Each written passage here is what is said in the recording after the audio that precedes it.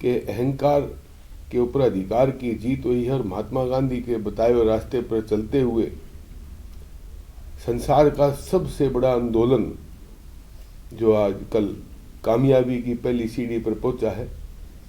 इसका मतलब जो गांधी जी ने हमें मूल मंत्र दिया था देश की आज़ादी के लिए, अहिंसावादी तरीके से जिस प्रकार किसान संगठनों, चाहे इनको आंदोलन जीवी कहा गया हो, चाहे इनको अराजक तत्व कहा गया हो, चाहे इनको खालिस्तानी कहा गया हो, इनको तमाम तरह की उपसंज्ञाएं भी दी थी।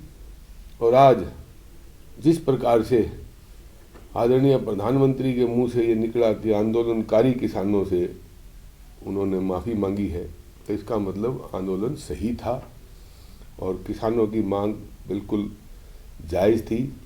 तो इस आधी अधूरी लड़ाई के लिए जहाँ किसान संयुक्त मोर्चे को, संगठनों को, वहीं पूरे देश के अन्नदाता को ये बधाई देता हूँ कि आपके एक अहिंसावादी तरीके से, त्याग की लड़ाई से, अनुशासन की लड़ाई से आज आपको अहंकार के ऊपर एक जीत हासिल हुई है। ये अभी आधी अधूरी जीत है। इसके अंदर एमएसपी का कानून एक बहुत बड़ा रोल अदा करेगा। एमएसपी पर कानून बनता है तो हमारी भी इच्छा रहेगी कि किसान और मजदूर व्यापारी को, उसके घर के अंदर छोटे से छोटे किसान को भी उस चीज़ का एक अधिकार हासिल हो हिंदुस्तान में कि उसके बच्चों की अच्छी शिक्षा दे सके, उसके बच्चों के लिए स्वास्थ्य का इंतजाम कर सके। उसके लिए एमएसपी और लाभकारी मूल्य का होना अति आवश्यक है। और इसके साथ साथ जो किसान के संबंधी और जो मुद्दे पड़े हैं, मैं आपके माध्यम से चाहूँगा कि आज की,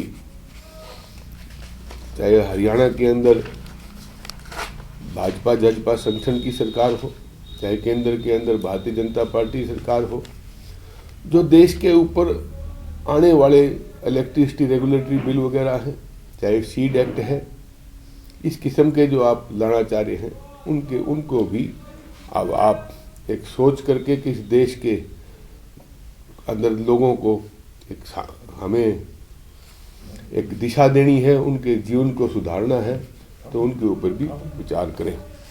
एक आपके माध्यम से मेरी मांग ये भी है कि 800 किसान के लगभग जो शहीद हुए, उनके लिए उचित मुआवजा, आर्थिक मुआवजा, ताकि उनके बच्चों का भरण पोषण हो सके और उनको शहीद का दर्जा दे करके उनको सम्मान दिया जाए जिन्होंने अपनी लंबे समय से शहादत दी है।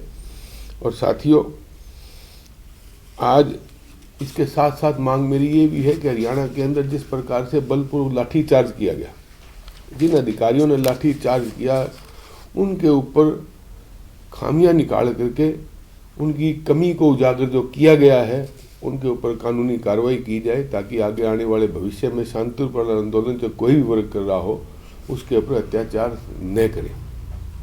हरियाणा के अंदर लगभग इस दौरान 47,000 मुकदमे एक साल के अंदर किसान संगठनों पर, नेताओं पर अलग अलग जगह बने हैं।